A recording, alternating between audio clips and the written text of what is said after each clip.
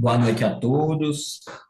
É com muita alegria que estamos aqui para mais uma quinta-feira de estudo, à luz da doutrina espírita. Nós que estamos, né, estudando o livro Entre o Céu e a Terra, a sétima obra dessa coletânea de 13 livros do nosso querido André Luiz, psicografado pelo nosso irmão Francisco Cândido Xavier. Hoje estamos recebendo a nossa querida irmã Isa Maria Oliveira, né, tarefeira da nossa casa, da nossa Associação Espírita Fraternal.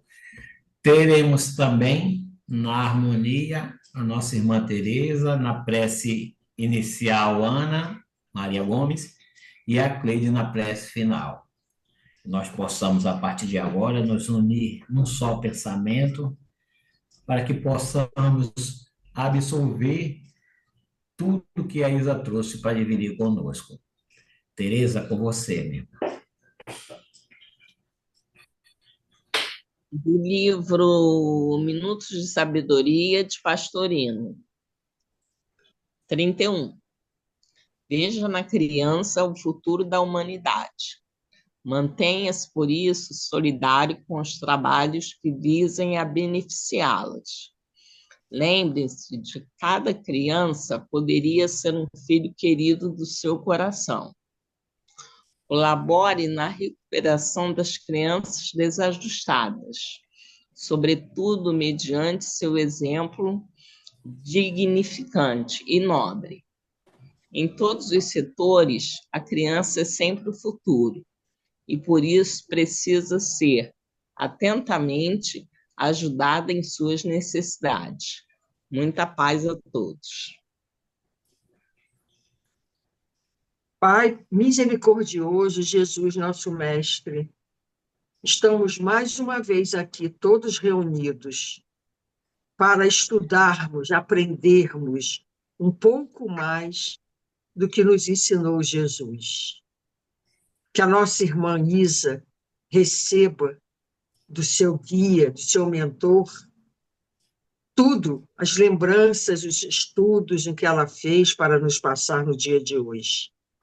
E que todos nós possamos estar com as nossas mentes, os nossos corações abertos e voltados para tudo que vai nos ser ensinado no dia de hoje. Que assim seja, graças a Deus. Obrigado, Ana. Obrigado, Tereza. Isa, minha amiga, a palavra é sua.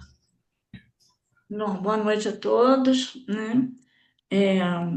Esperamos poder passar algumas reflexões importantes para nós, para a nossa caminhada, tá? E vamos começar. Nós vamos falar sobre o capítulo 27, né? Que é Preparando a Volta. E no início desse capítulo, lá logo no início, eles falam do Templo do Socorro. E a gente vai no capítulo, lá no primeiro capítulo desse livro, né? Entre a Terra e o Céu, tem uma nota do autor que ele fala sobre o Templo de Socorro, que é uma instituição na cidade espiritual dentro de nosso lar, ou seja, é onde o André está. Então, um pequeno resumo só, né, dos capítulos, é o encontro da mãe, o capítulo 26, que fala mãe e filho, né? Vimos aí um encontro muito comovente, né, no mundo espiritual, entre a mãe, né, espiritualmente renovada para o bem, e o filho, né, o Júlio, né, sofrendo as sequelas do passado, mas sobre a assistência de espíritos protetores. Então, nós vemos aí, já começamos a ver um trabalho todo que está sendo feito para acompanhar, para ajudar o Júlio, né, nessa situação em que eles se encontram, porque muito necessitado. Então, a gente começa a perceber coisas muito importantes e ensinamentos muito importantes para todos nós.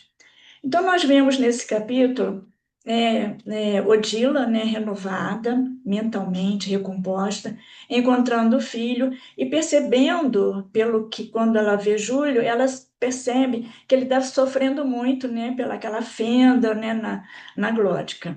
E Clarencio ele nos passa também que não faria, né, nenhuma imposição a ela, a hora que passasse para ela todo o programa que ia ser feito, né, para ajudar, a importância da ajuda dela, não apresentaria todo o trabalho para ela, para que ela compreendesse, né, diante do quadro que ela estava vendo, é, compreendesse e se integrasse voluntariamente, emocionalmente ao trabalho.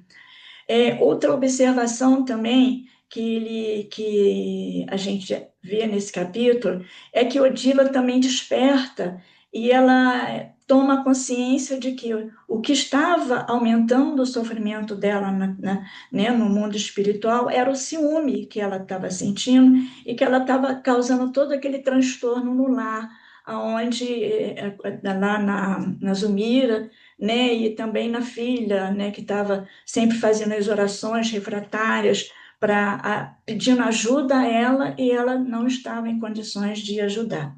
Então, tudo isso ela tomou consciência, né, nessa reflexão diante da dor do filho delas, ela percebeu essa dor e isso fez com que ela mudasse, né, a sua atitude. Então, a doutrina espírita nos define o ciúme como um verme roedor. Esse sinal de imaturidade espiritual, fruto do orgulho, egoísmo e insegurança. Não é amor, mas medo da perda e desejo de posse. A cura só passa pelo autoconhecimento, fortalecimento da autoestima e pela certeza de que o amor verdadeiro se baseia na liberdade e na confiança. Joana, numa frase, nos diz que a presença do ciúme no teu comportamento é sinal de desequilíbrio. Então, a gente está observando num pequeno resumo desses dois capítulos, que o trabalho que nos convida a uma reflexão muito importante sobre a excelência dos planejamentos reencarnatórios, elaborados individualmente, mas proporcionando oportunidades necessárias para o reajuste de vários espíritos simultaneamente. Então, nós entendemos, no caso, que isso já vem lá desde da guerra. Então, eles fizeram esse trabalho para reunir todos para o resgate das dívidas passadas, né, dos problemas passados. Esclarece também a importância das conquistas e afeições e simpatias quando da nossa passagem pela Terra, o quanto isso tudo pesa no planejamento das nossas reencarnações. Odila reconhece que o melhor no momento, né, diante do sofrimento, nas condições em que se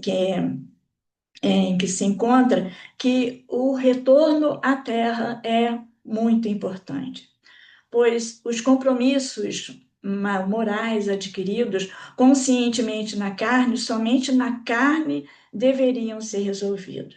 Então, a gente vai vendo nessas reflexões que tanto para entrar no plano do espírito, no reino do espírito, e para entrar no reino da carne, em melhores condições, não podemos prescindir, né, quer dizer, dispensar, né, ou não aceitar a cooperação de amigos sinceros que nos conheçam e que nos amem. Então, isso nos chama uma atenção como nós estamos nos comportando no momento dessa nossa reencarnação agora, como estamos tratando as pessoas, quais os pensamentos que estamos dirigindo para o outro, quais com as emoções, como nós estamos nos comportando em nossos lugares de trabalho, na nossa casa espírita, como nós, quais são as nossas palavras direcionadas para o outro, o pensamento. Então, me chama muito a atenção o quanto tudo isso é importante, a conquista desses amigos, que em algum momento nós vamos precisar do auxílio deles, né? Nosso pensamento é muito pequeno ainda no plano físico, e nós pensamos que, né, que o pensamento é tudo.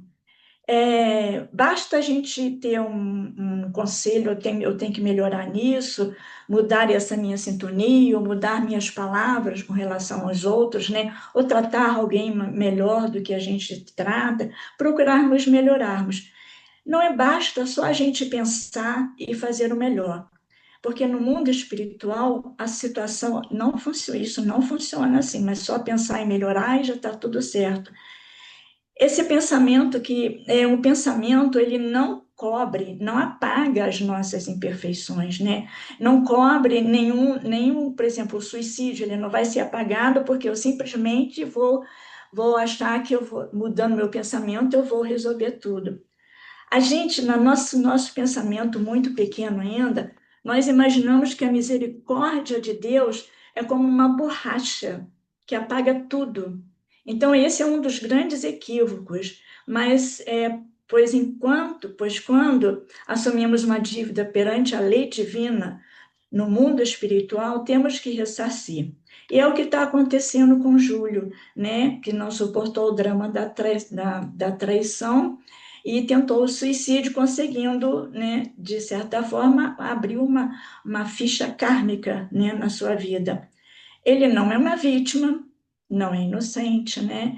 E nem foi esquecido por Deus. Porque muitas vezes a gente vê uma pessoa passando por dores, passando por grandes dificuldades, por doenças, a gente, né, pode até pensar, algumas pessoas pensam que foi abandonado por Deus. Não.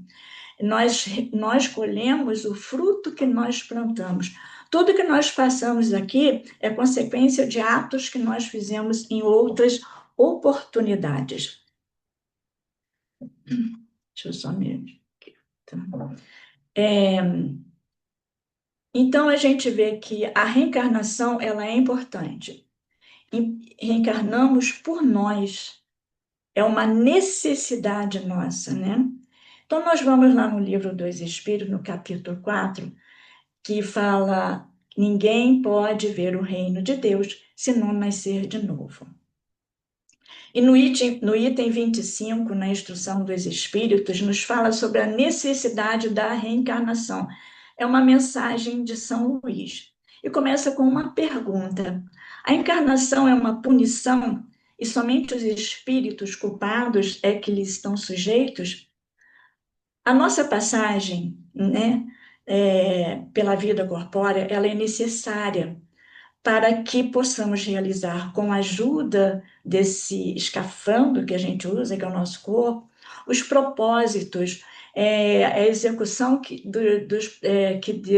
do trabalho, né, que Deus nos confiou. Ela é muito necessária, pois as atividades que nós vamos sermos obrigados, não obrigados, né? Mas foi a palavra que a gente encontra, né? A desempenhar. Ajuda-nos a desenvolver a inteligência, pois Deus, sendo soberanamente justo e bom, concede a todos o mesmo ponto de partida, as mesmas obrigações a cumprir e a mesma liberdade de agir. Sem nenhuma preferência, ele nos concedeu o livre-arbítrio. E a reencarnação é um estado transitório para todos nós. E é uma tarefa que Deus nos impõe no princípio da existência como prova do uso do que faremos do nosso livre-arbítrio. Quando executamos essa tarefa com zelo, subimos rapidamente, de maneira mais penosa, né, os primeiros degraus da nossa iniciação, da nossa evolução. E os resultados, né, chegam mais cedo, com boas conquistas, né? Mas se nós fazemos um mau uso da liberdade que Deus nos concede, nós retardamos, ou seja, nós estacionamos em algum ponto. Como um aluno que não estuda e repete o ano, ele vai ter que repetir, refazer e ler todas as lições novamente. Assim somos nós, quando nós não cumprimos esta obrigação que Deus nos concede de trabalharmos para a nossa melhora, e muitas vezes a gente esquece tudo e a gente joga por terra todas as oportunidades que Deus nos concede. No livro dos Espíritos, no capítulo 7, que fala sobre, é um capítulo que aborda a volta do espírito à vida corporal, nas questões 386 a 391, que fala da simpatia e antipatias terrenas. Na questão 386, a pergunta: podem dois seres se conhecerem e estimarem, encontrar-se noutra existência corporal e reconhecer-se? Reconhecer-se, não. Frequentemente, diversas não é a causa de íntimas ligações fundadas em sincera afeição. Ou seja, nós que tivemos bons relacionamentos em outras vidas, nós vamos procurar aqueles afins, aqueles que tivemos grandes afeições, muitos carinhos, amigos sinceros, né? Então, nós vamos procurar encontrar essas pessoas. Por isso que muitas vezes a gente uma pessoa que não é da família, é uma pessoa que nós nos sentimos bem, que nós conhecemos, nos tornamos amigos, às vezes muito mais amigos do que alguém da nossa família, né? Pessoas que a gente confia, que a gente fala. Então, são amigos de outras etapas e que nos encontramos em famílias diferentes, mas de alguma forma nós nos encontramos, né? E continua a pergunta, né? Não seria mais agradável reconhecerem-se? Nem sempre. A recordação das existências passadas teria inconvenientes maiores do que a gente imagina. Então, muitas vezes, é melhor, né, esse véu do esquecimento para que a gente não tenha atritos e volte para um passado que nos trouxe, às vezes, dores e angústias muito grandes, né? E a repulsão, às vezes, também, né, alguns espíritos, né? Vamos supor, espíritos maus, essa repulsão é porque eles muitas vezes têm medo de serem reconhecidos, então eles não eles se afastam. Por isso a repulsão às vezes é aquela que a gente não pode nem ver a pessoa, que a gente quer a distância. Então é justamente às vezes para não serem desmascarados. A repulsão instintiva por algumas pessoas, de onde se origina? São espíritos que se reconhecem sem se falarem. E a antipatia também pode derivar por divergências do modo de pensar. Não necessariamente por desavenças, mas vamos supor, eu acho que uma coisa é verde, o outro acha que aquele objeto é amarelo, e a gente entra numa divergência de opiniões. Então, é por isso que, às vezes, essas repulsões instintivas, né? E toda antipatia é perda de tempo. É como espinho, né? Gastamos energias demais com lamentações, reclamações, e estamos juntando mais espinhos para recolher. Quando temos antipatia por alguém e temos que dar uma opinião à pessoa, muitas vezes nos tornamos injustos e, com certeza, prejudicamos alguém. Vamos supor, por exemplo, eu tenho algum problema com Francisco, então eu não quero falar com Francisco, não quero nem ver Francisco, então eu onde ele estiver eu saio, então eu crio uma antipatia por alguma coisa, talvez que ele tenha me feito, um exemplo só de divergência de coisa. E o que acontece? Vai que uma pessoa, vamos supor, a Yara me pede uma opinião sobre o Francisco. Então, eu não posso dar a minha opinião do Francisco baseado na minha rejeição com ele. E eu tenho que ter a generosidade, vamos assim, de ter o respeito de falar das qualidades dele. Porque se eu falar de acordo com a minha rejeição, eu posso prejudicar ele num trabalho, eu posso prejudicar ele numa oportunidade de crescer em alguma atividade que ele esteja fazendo. Então, a gente tem que ser justo no julgamento, não misturar o pessoal com a qualidade da pessoa, né, que eu não tenho simpatia. Então, a gente tem que ter isso, porque cada atitude nossa que a gente possa prejudicar alguém, ela vai ficando marcada na nossa vida e nós vamos ter que, de alguma forma, responder por isso quando voltarmos à pátria espiritual e resgatar as nossas diferenças, né?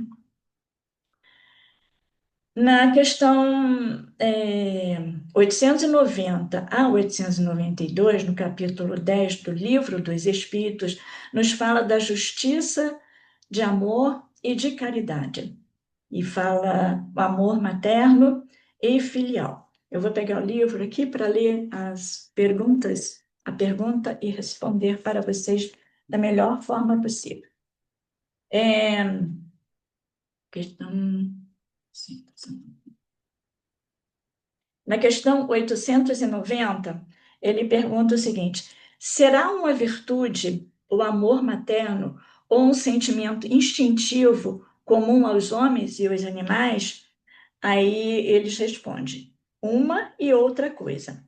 A natureza deu à mãe o amor a seus filhos, no interesse de conservação deles.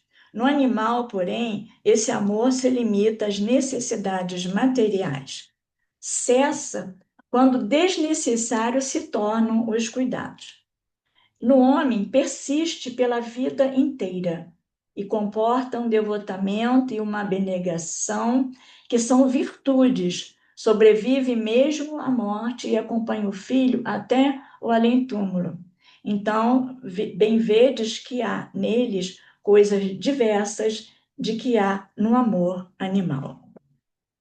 Então, a gente tem uma resposta, né, simples, né, e que traz para a gente a informação necessária a essas perguntas, né?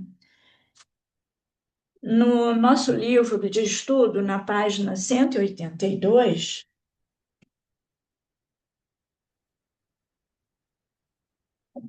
vamos aqui, estou perdida aqui, página 180.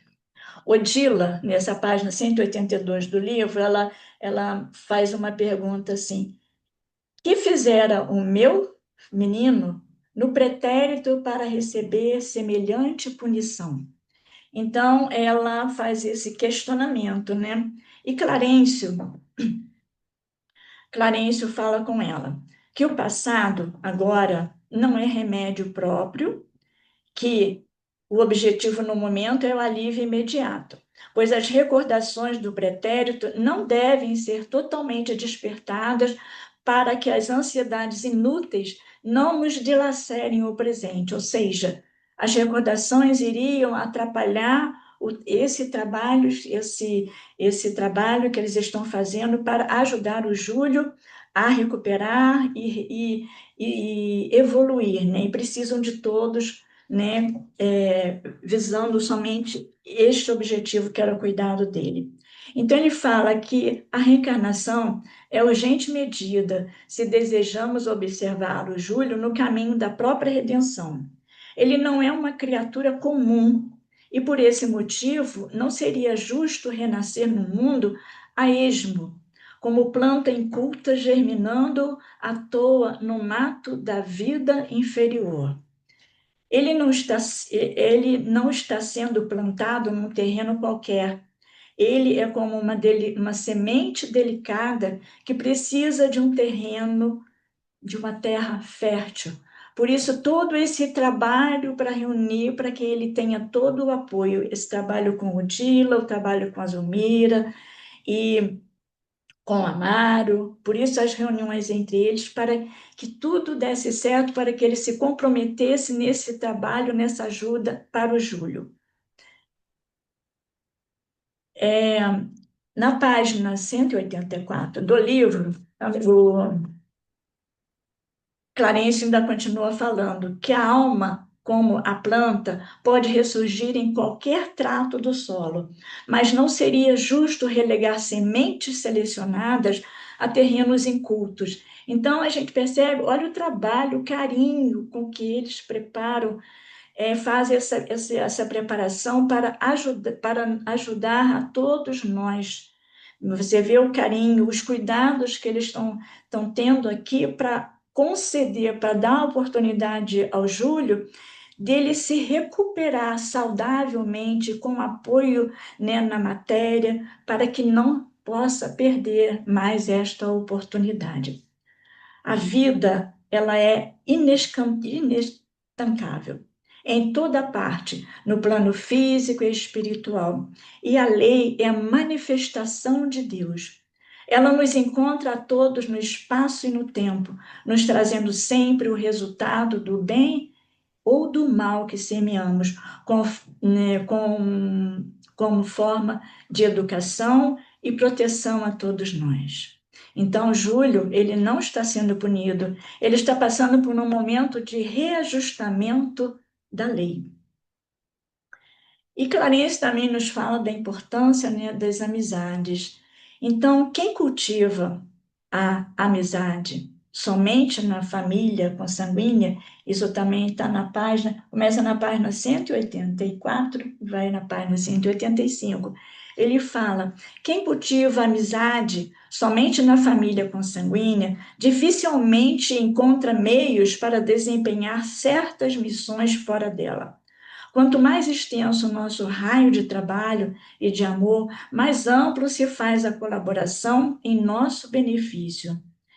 Ele nos fala também da importância, né, da cooperação de amigo sincero e que nos ame. Intercessão de pessoas com sentimento da necessidade de cultivarmos amizades fora do nosso núcleo familiar. Quantos amigos nós temos sincero? Essa é uma pergunta para todos nós. Quantos amigos nós estamos conquistando para que no momento que nós precisarmos, como eu já tinha falado um pouco antes, nós possamos contar com eles? O que é que nós estamos fazendo para conquistar com carinho, com respeito, né, com humildade, os amigos da nossa vida neste momento em que nós estamos aqui, numa oportunidade abençoada para resgatarmos as nossas imperfeições e fazermos, né, o resgate com os nossos amigos, né, nossas famílias. Isso é um trabalho, isso é uma reflexão muito importante para todos nós.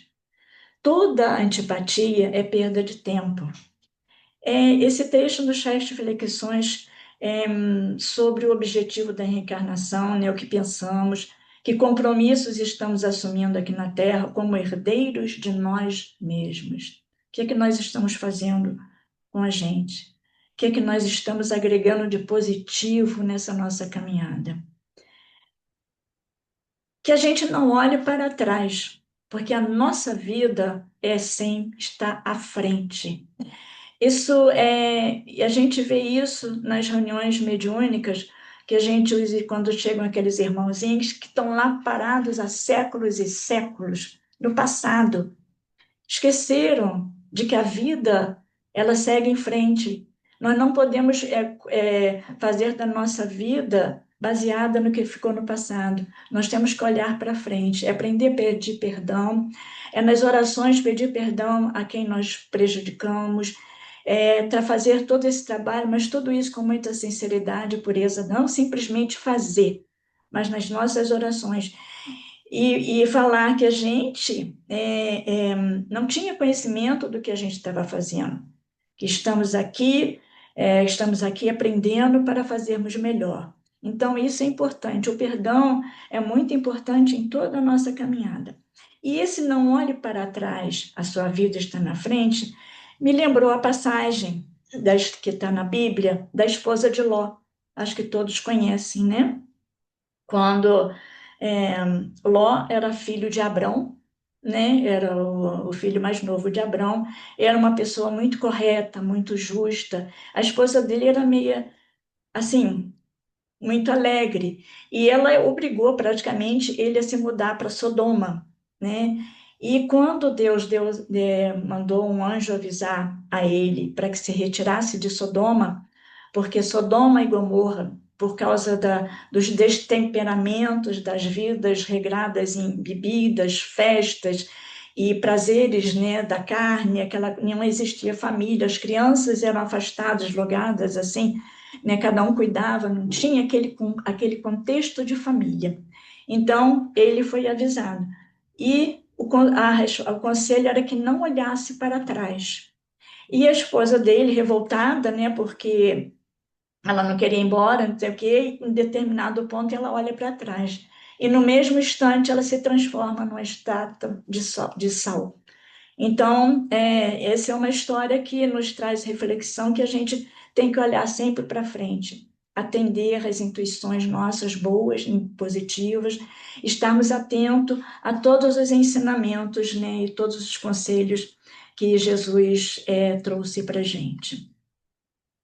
Nós vemos também nesse trabalho, nessas histórias, nesses capítulos, a importância de um trabalho, né, de auxílio, da boa vontade, da dedicação, dos cuidados, né, para fazermos o melhor para as pessoas que estão ao nosso lado e também para a gente, porque tudo que nós fizermos, por menor que seja, conta muito positivo para a nossa evolução.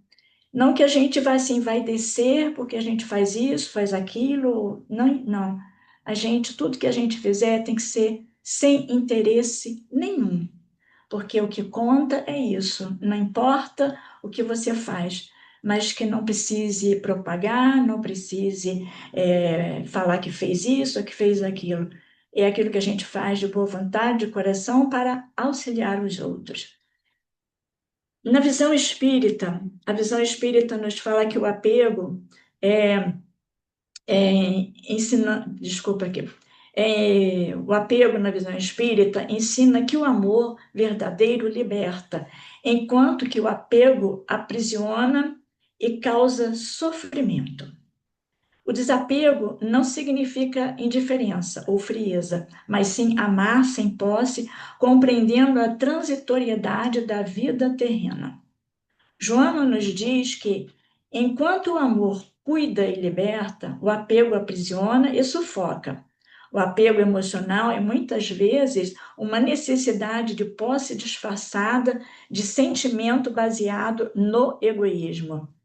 Ela também nos lembra que somos espíritos imortais em estágio temporário na Terra, apegando-nos às pessoas e situações como se fossem eternas, gerando dor quando a separação, encarnação ou desencarnação ocorre. Então, que a gente possa refletir sobre esses sentimentos, né, se eles fazem parte da nossa vida, das nossas atitudes, de nossos comportamentos. Aí nós vamos no capítulo 11 do Livro dos Espíritos, que fala amar o próximo como a si mesmo. E na instrução dos Espíritos, nos itens de 8 a 10, nos fala da lei do amor. No item 8, nós vemos uma mensagem de Lázaro, que ele resume toda a doutrina, que o amor resume toda a doutrina de Jesus, porque é um sentimento por excelência, e os sentimentos são instintos elevados à altura do progresso realizado. No início, temos só instintos, avançados e corrompidos, temos sensações, mais instruídos temos sentimentos. O amor, ele é o requinte do sentimento, não o amor vulgar do termo, mas o sol interior que une e transforma nossa atenção inabalável. Os nossos objetivos de vida, que nos transforma para o nosso progresso. O amor, ele extingue as misérias sociais. No item 9, Fenelon nos diz que o amor é a essência divina. Todos nós possuímos em nossos corações essa centelha sagrada, energia superior.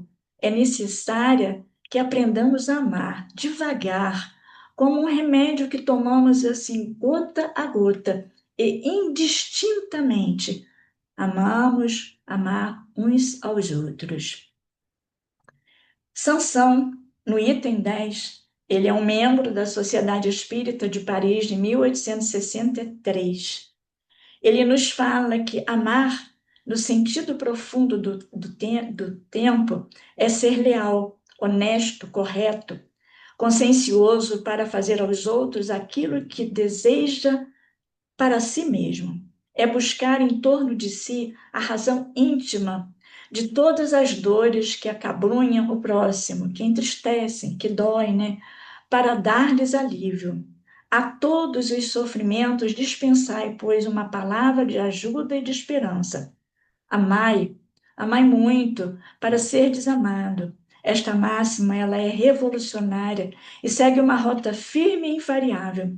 Hoje, sois infinitamente melhores que há 100 anos, já modificados para melhor e aceitando sem repulsa uma infinidade de ideias novas sobre liberdade e fraternidade, que antigamente teríamos rejeitados. E daqui a 100 anos, nós estaremos aceitando as ideias que hoje ainda rejeitamos, né? Não aceitamos ainda. Então, é uma pergunta, né, que me veio na hora. Quem é, né, dessas reflexões de Jesus, né, nos recomenda amar o próximo como a nós mesmos? Quem é o nosso próximo?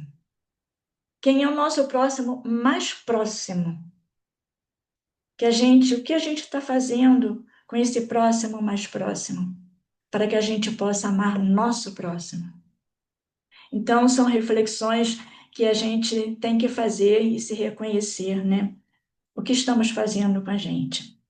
É sempre uma reflexão, é benefício da gente, né? O que eu estou fazendo comigo? O que eu estou fazendo com quem está ao meu lado? E aí nós vamos lá no final, quase no finalzinho da nossa lição de hoje, capítulo 27, onde ele fala aqui da fixação mental. Então, aí ele fala aqui que talvez lhe religada de súbito a inquietantes recordações de fixação mental, ele está se referindo a Zulmira, né, que ao aconchegar Júlio no abraço, ela simplesmente parecia cega e surda sobre o império de inesperada introversão. Então, Jung, ela simplesmente ficou ali, emovida, e de repente algumas recordações veio e ela se fechou naquele momento. Jung define para a gente, introversão é uma atitude do indivíduo que dirige sua energia psíquica para o interior e perece fechado, se mantém fechado, prudentemente crítico e contido. E nós fomos, então, no livro Estudando a Mediunidade, no capítulo 37, né, o livro de Martins Peralva, e ele nos diz que podemos definir a fixação de uma criatura encarnada ou desencarnada, com aquele em que ela nada vê, nada ouve, nada sente, além de si mesmo. Hilário, em conversa com o instrutor Aulus, no capítulo 25 do livro Domínios da Mediunidade, que também fala sobre a fixação mental, esse capítulo, ele diz, um pouco impactado, né, assim, confuso, segundo ele, mas no meu entender, ele fez a pergunta, ele foi pedir o auxílio do Aulus, porque ele queria também ajudar o despertar também do André para que compreendesse também aquele momento em que eles passaram, né, numa situação lá, acho que era do estrangulador, não sei, agora não me lembro de qual foi. Ele diz assim para Aulus, o Hilário: sinceramente, por mais que me esforce, grande é a minha dificuldade para penetrar os enigmas da cristalização do espírito em torno de certas situações e sentimentos. Como pode a mente deter-se em determinadas impressões, demorando nelas como se o tempo para ela não caminhasse? Estará nessa lamentável posição por tantos anos sem ter reencarnado? E Aulus responde para ele: É imprescindível compreender que, depois da morte do corpo físico, prosseguimos desenvolvendo os pensamentos que cultivávamos na experiência carnal. Paixão, desânimo, crueldade, a vingança, ciúme ou desespero. Pode imobilizar-nos por tempo indefinível em suas malhas de sombra, quando nos rebelamos contra o imperativo da marcha incessante com os estados de harmonia absoluta com as leis divinas. Não podemos esquecer que a lei traça princípios universais que não podemos trair, subordinados à evolução, como avançar sem lhe acatarmos a ordem de harmonia e progresso. A ideia fixa pode operar indefinida estagnação da vida no tempo. A reencarnação, em tais circunstâncias, funciona à maneira de compulsório estimulante ao reajuste, que seria da alma que fixou a mente no passado, não fosse a bênção da reencarnação. Simbolizemos o nosso estágio na Terra pela reencarnação uma valiosa linha de frente de batalha para o nosso aperfeiçoamento individual e coletivo. Devemos nos armar de ideias santificantes, elevar os nossos sentimentos para sairmos vitoriosos da batalha, ou seja, vencermos a nós mesmos. A nossa mente é um soldado em luta, que luta para vencer os inimigos internos do egoísmo, da crueldade, vingança, ciúme, ambição. As armas da mente são a humildade, espírito de serviço, bondade, nobreza e elegância moral, disciplina, e a vanguarda dessa batalha é a alegria, a felicidade e a glória pelo serviço executado com louvor e com conquistas favoráveis. A elegância moral é muito interessante, né? Na hora que eu li isso, eu falei, elegância moral deve ser assim, a simplicidade, o respeito, a educação, o carinho no acolhimento. Eu acho que isso tudo faz parte de uma elegância moral, de uma evolução moral muito que traz tantos benefícios e traz muita paz para quem consegue ser tudo isso ao mesmo tempo, né? Lembremos-nos que as horas e a luz continua, né? Lembremos-nos que as horas são invariáveis no relógio, mas não são sempre em nossa mente.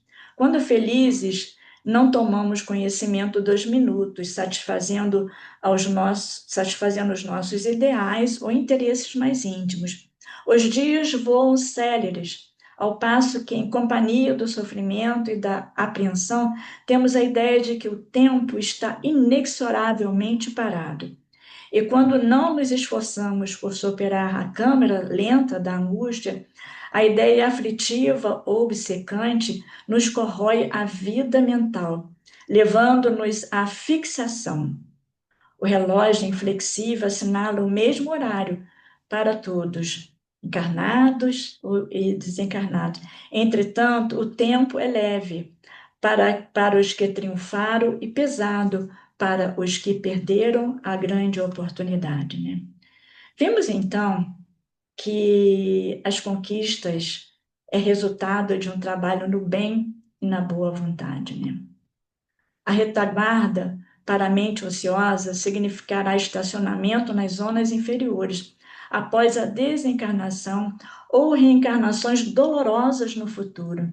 A vanguarda, podemos simbolizá-la no trabalho renovador, no progresso, na iluminação e no enriquecimento moral e intelectual.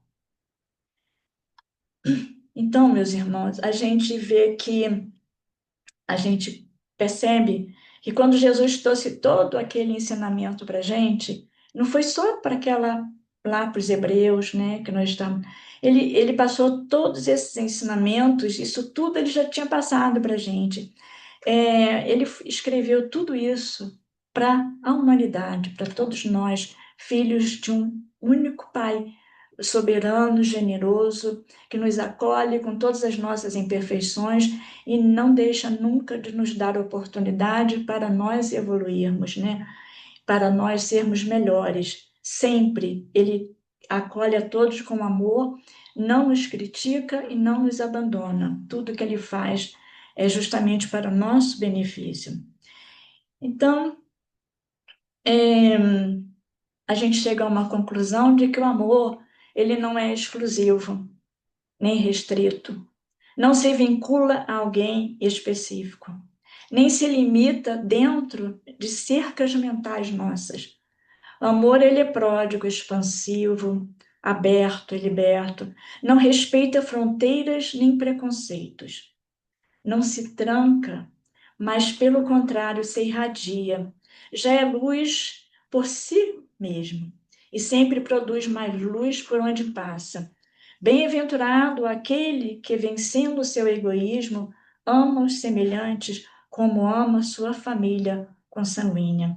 Então, o amor é isso, como já foi falado, é libertador.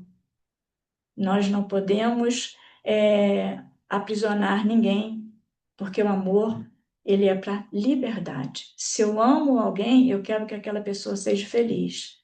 Então, eu não posso obrigar a pessoa a ficar comigo, estar comigo, se ela não se sente bem. Então, é liberdade. A gente quer ver o bem daquele que a gente ama. E, para encerrar o meu capítulo aqui, eu vou pedir licença a vocês para ler uma mensagem intitulada Sentimento, do livro Instruções Psicofônicas, que foi lida no dia 16 de dezembro, em 1954, no grupo de Meimei, em Pedro Leopoldo, um grupo que se formou lá nessa cidade, né? E recebeu o nome de Meimei. E essa mensagem que eu vou ler é a mensagem de Aulus, quando ele começa essa mensagem intitulada Sentimento da seguinte forma: Amigos, em nossas relações com o Senhor, com os nossos semelhantes, com a vida e com a natureza, é importante lembrar que a nossa própria alma produz os modelos sutis que nos orientam às atividades de cada dia.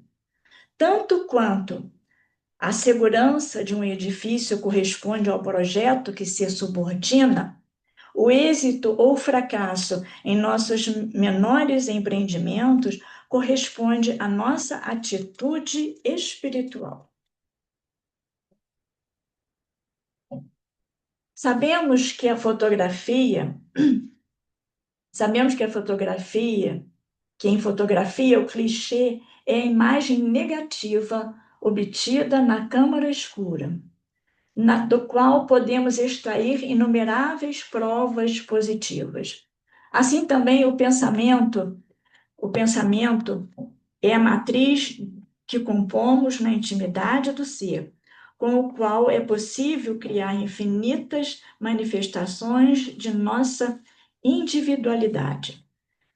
Mas a formação do clichê depende da película sensível que, em nosso caso, é o sentimento antecedendo-nos toda e qualquer elaboração de ordem mental.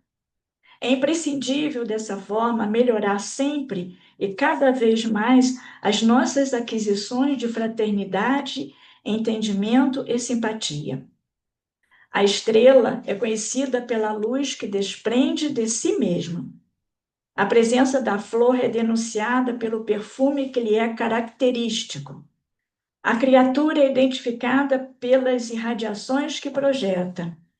Sorvemos ideias, assimilamos ideias e exteriorizamos ideias todos os dias. É imperioso, assim, em nosso intercâmbio com os outros, observar os nossos estados sentimentais nas bases de nossas reflexões e raciocínios, como origens de nossa vitória ou de nossa derrota no campo da luta vulgar. Ilustrando-nos a conceituação despretensiosa, evoquemos a natureza para simbolizar alguns de nossos sentimentos e clarear, tanto quanto possível, a lição que a experiência nos oferece. O ódio é comparável à hiena, espalhando terror e morte. A inveja é semelhante à serpente que rasteja, emitindo raios de venenoso magnetismo. O ciúme parece um lobo famulento, estendendo aflições e desconfianças. A agressividade assemelha-se ao ouriço, arremessando espinhos na direção daqueles que lhes respiram a presença. O amor é comparável ao sol que aquece e ilumina. A compreensão copia a fonte amiga. A tolerância fraterna é qual a árvore que serve e ajuda sempre. A gentileza é irmã da música construtiva, desdobrando consolações e mitigando o infortúnio. O sentimento elevado gera o pensamento elevado, e o pensamento elevado garante a elevação da existência.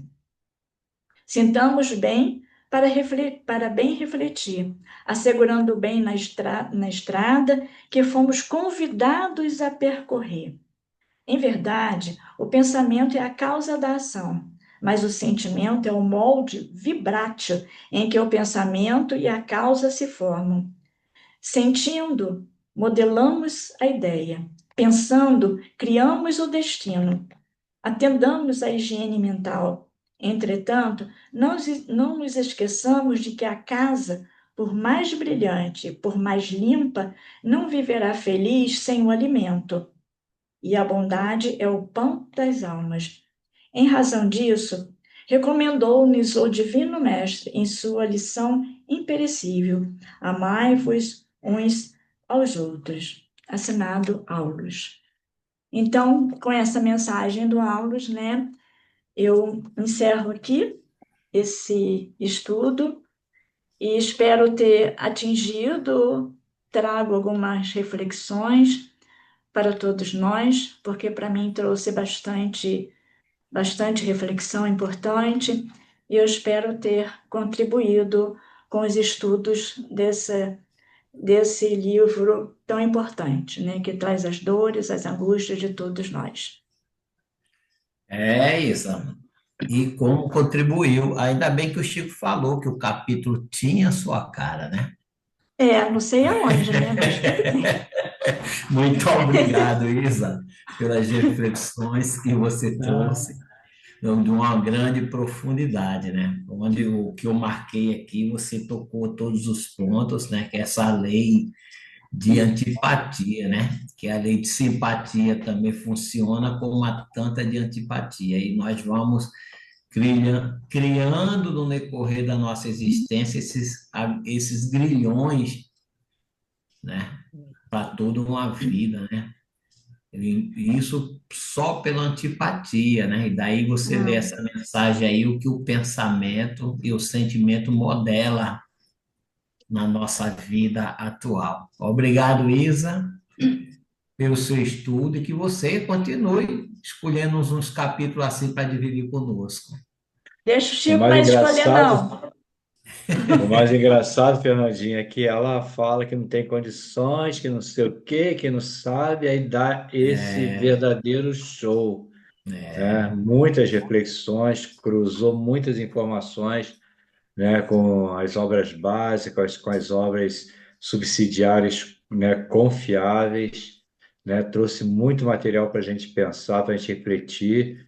Enfim, né? Até quinta-feira que vem a gente tem coisa para pensar, para refletir, né? Sim. É isso aí, Isa. O capítulo tinha sua cara mesmo, viu? Tá. Temos aí 6 minutos. Isa, parabéns pela sua apresentação, muito bom mesmo. Nossa, você conseguiu aliar a história ao Evangelho, ao Livro dos Espíritos, né? Algumas questões. que esclareceram tantas coisas que tem ali para gente e deixou assim um mundo de reflexões para a gente pensar quem somos nós, né? Qual é o nosso papel aqui?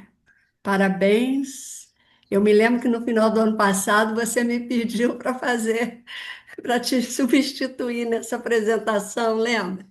Aí depois você falou, não, o Chico falou que eu vou fazer, que eu tenho condição, e olha, show, mil, parabéns, e traga mais estudos como esse para gente, tá?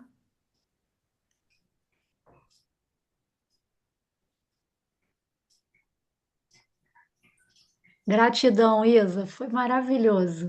Como sempre, você sempre ajuda a gente a refletir muito. Obrigado mesmo.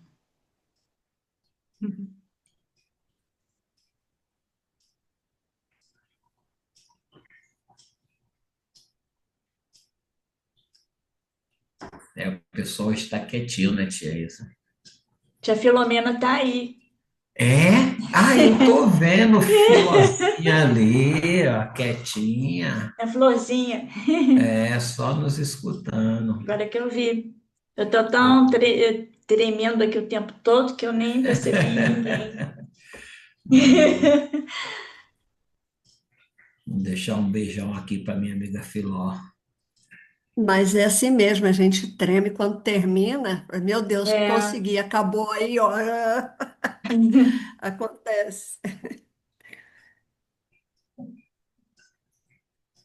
É, Dito isso aí, nós vamos encerrar, convidando a todos que amanhã, embora não tenha EAD, em virtude do feriado, teremos a nossa palestra pública normalmente, no mesmo horário, e lembrando que sábado, apesar de não haver evangelização, haverá também palestra pública e o estudo das obras básicas também no sábado, né? O Livro dos Espíritos e o outro estudo coordenado pela nossa querida Aline. Então, convidar a nossa amiga Cleide para que ela possa encerrar o nosso estudo. Lembrar na prece também Chico Xavier, né? Que ele foi o médico que psicografou, né? E hoje ele fazia aniversário, se estivesse entre nós. Né, é o aniversário do Chico. É. Com você, Cleide. Meu Senhor e meu Deus, obrigada por mais esta oportunidade de estudo, esse estudo maravilhoso que tanto nos ensina, que nos orienta na nossa vida. Obrigada também à espiritualidade amiga e benfeitora, que sempre nos assiste nesse estudo. Rogo a Deus que abençoe a todos que aqui se fazem presentes neste estudo, e aqueles que não puderam participar. Muito obrigado, Senhor. Dá-nos uma noite de paz e tranquilidade, e um amanhecer tranquilo também. Gratidão, Senhor, por todas as bênçãos e graças concedidas a todos nós.